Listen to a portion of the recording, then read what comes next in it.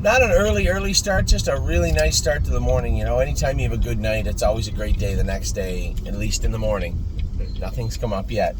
I know that Jason has some horses waiting for me to go last trip.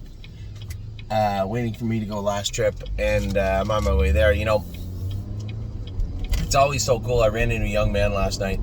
He's sitting at I'm standing there looking at Irresistible Sons race, I think. Just, you know, looking at it, and I see he's picked a win, but it's a tough crew. And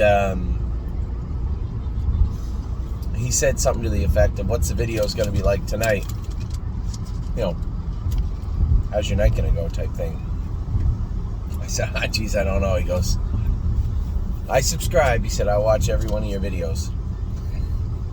And it's flattering and humbling, but it's nice that people outside of the stable, and I hear them all the time. I'll be standing somewhere, walking into a track, or coming out of the track, and somebody will say, hey, Ed, good luck with your horses tomorrow, or hey, that horse qualified good, or hey, you know, I found it interesting what you were talking about when you were talking about the shoeing and the equipment on a horse. It's so cool to know that other people find what we do interesting. And I was going to do a video this morning. There wasn't a whole lot to talk about. I'm just really, really proud of the way the week went, really happy about the way the week went, a little excited, and there is some trepidation as it comes to how the summer's going to start, right? Because we had set these horses up and looked so good qualifying. You know, how are they going to shape up with everybody else? And it brought me back to what brought me back was I don't know why. I was listening to music with Ava, and a song come on, and it brought me back to the Lexington sale. You ever have that happen?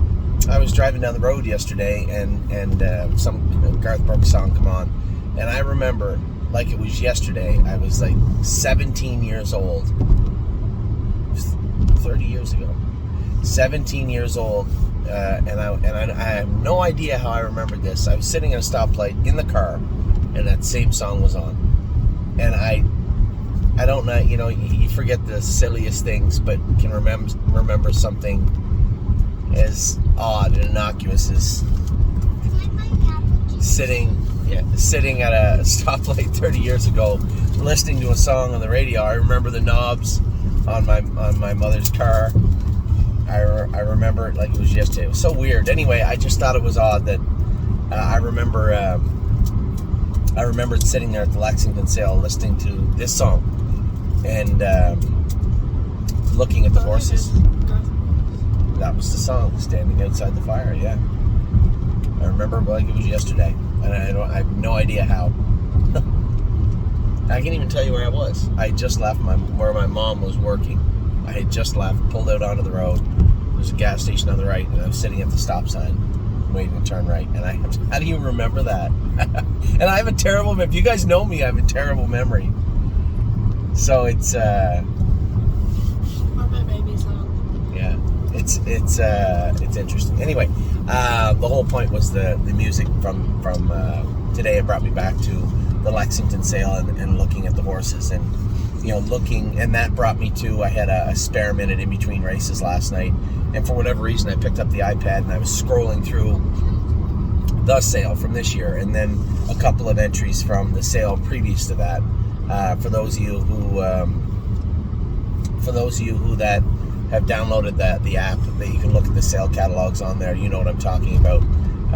Steve's got about 12 years of sales on his, I think, or more, and I have 2 or 3 years of sales, and it's interesting to go through and look at your notes on horses. So I was looking back at the Lexington sale and looking at the horses that we had purchased for that sale, and man, just really happy with the way things are shaping up. It doesn't always work out that way, but it's always nice to take a minute just to take stock, right, at what we've done, and this will be a huge part of the opening for this week. We'll be talking about the babies we have and how they've come. I took some heat yesterday.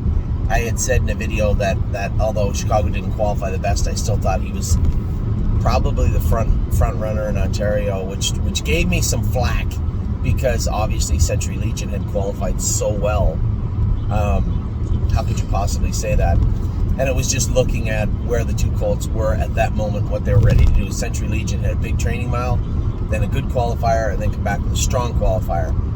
Chicago Hall had a good training mile, and in where he beat Century Legion, and then had to stop for a week.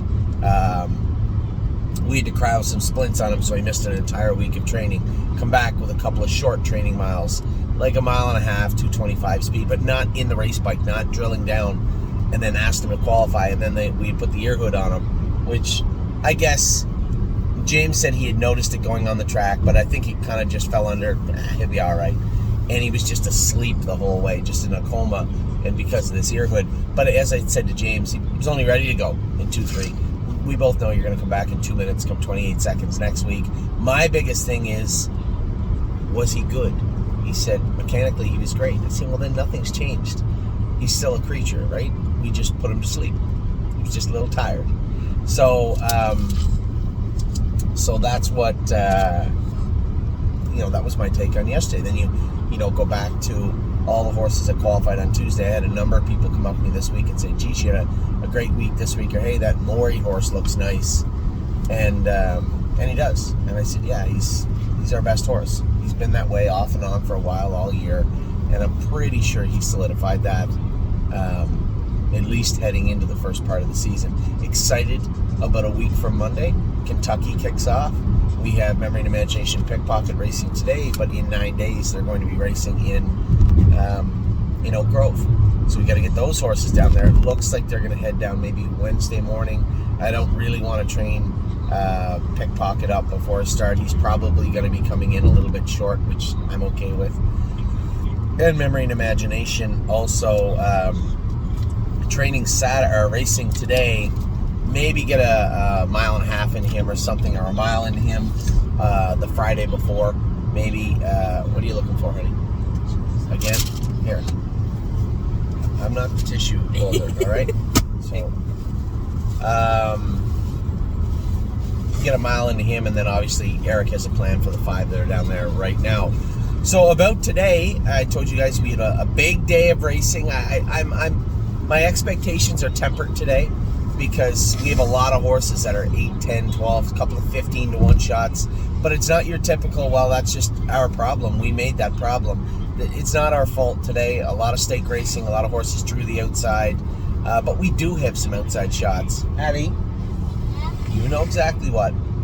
We do have some outside shots, and I'm interested to see what is going to take place with a number of these horses as we get through the day.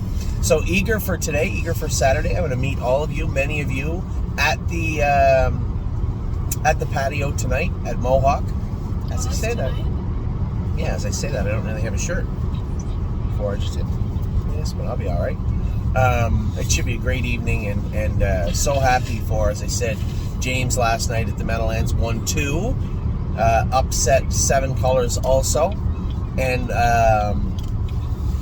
also Alan Swain's horse winning in Papa Nordine winning in Scioto. Although he beat us, if anybody was going to beat us, I was happy it was him. Not so much about the 3 other ones, but definitely him.